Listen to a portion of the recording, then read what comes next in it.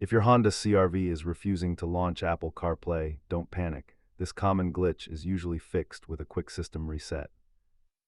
Data shows that nearly 85% of CarPlay connection failures are resolved by simply rebooting the infotainment head unit.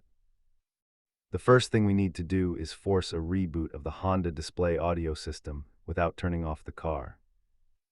Hold the audio power button until the system asks to reboot, confirm the choice, and wait for the screen to cycle back on.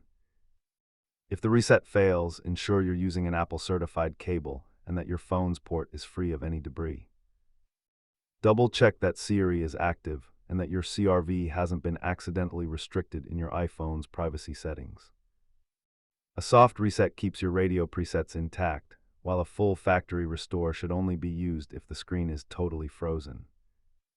Almost half of all CarPlay issues are traced back to a faulty USB cable, so swap yours out before visiting the dealer. If you're still stuck, navigate through the system settings to perform a full factory data reset to clear out corrupted cache. Keep an original Apple cable in your glove box and ensure your iOS is updated to the latest version for the best stability.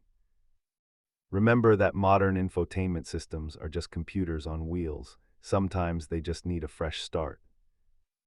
That is how you reset CarPlay in your Honda CR-V. If this helped, hit subscribe for more DIY tech fixes for your ride.